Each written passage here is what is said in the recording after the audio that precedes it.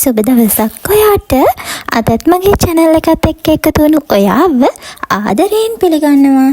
අද මම ඔයාලට කියලා දෙන්න හදන්නේ පුංචි කාලයකින් හදාගන්න පුළුවන් රසම රස කෑමක්. බත් කන්න බෑ කියලා හිතුන වෙලාවට අසනීප වෙලාවකට වගේ නම් මේ කෑම එක හොඳටම ගැලපෙනවා. එහෙනම් අපි බලමු කොහොමද මේ කෑම එක හදාගන්නේ කියලා. මුලින්ම මම චිකන් කරි එක තමයි හදාගන්නේ. ඔයාලා කැමති නම් මාළු කරි එකක්, බීෆ්, මටන් වගේ කරි එකක් වුණත් හදාගන්න පුළුවන්. අතුණු තෙල් එකට කරඳු මුංගු, කරාඹු නැටි, කුරුඳු පොතු එකතු කරලා ඒ ටික වැදෙනකොට සුදු ලූණු, බී ලූණු, තක්කාලි, කරපිංචත් එකතු කරලා හොඳට තෙලේ වැද ගන්නවා.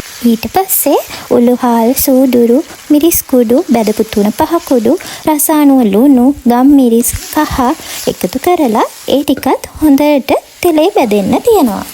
ඊළඟට චිකන් ටිකත් එකතු කරලා ටික වෙලාවක් කලවම් කරන ගමන් තෙල් වල බැදෙන්න තියනවා. මේ විදිහට විනාඩි 2-3ක් විතර චිකන් ටික තියලා ඊළඟට වතුර ටිකක් වැඩිපුර එකතු කර ගන්නවා. දැන් අපි චිකන් කරි එක හැදෙනකල් ඉතිරි වැඩ ටික කරගමු.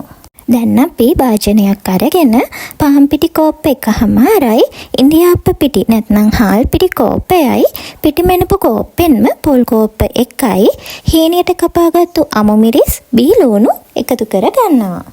ඊළඟට මේ ටික ඔක්කොම හොඳට මිශ්‍ර කර ගන්නවා. දැන් මම හදාගත්ත චිකන් කරි එකේ ග්‍රේවි එකෙන් ටිකක් වෙනම භාජනයකට අරගන්නවා. ඊළඟට ඒ ග්‍රේවි එක අපේ පිටි මිශ්‍රණයට එකතු කරලා කලවම් කරන ගමන් රොටි පදමට පිටි ඩෝ එක අනා ගන්නවා.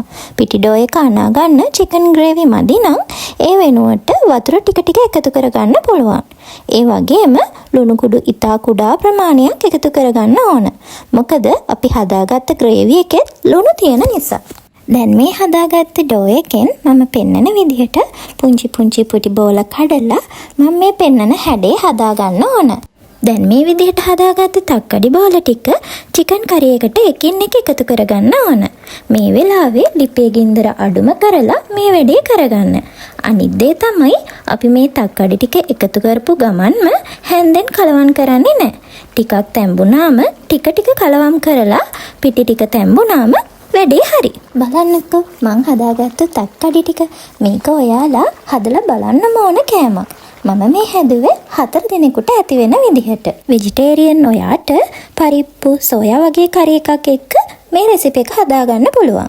එහෙනම් ඔයාලත් මේ විදිහට තක්කඩි හදලා බලන්නකෝ. වීඩියෝ එකත් එක්ක දිගටම එකතු වෙලා හිටියට ගොඩාක් ස්තුතියි. මගේ channel එක subscribe කරලා වීඩියෝ එකට like එකකුත් දාන්න. එහෙනම් ඔයාලටම සුබ දවසක්. ඔයාගේ අදහස් කමෙන්ට් කරන්න අමතක කරන්න එපා.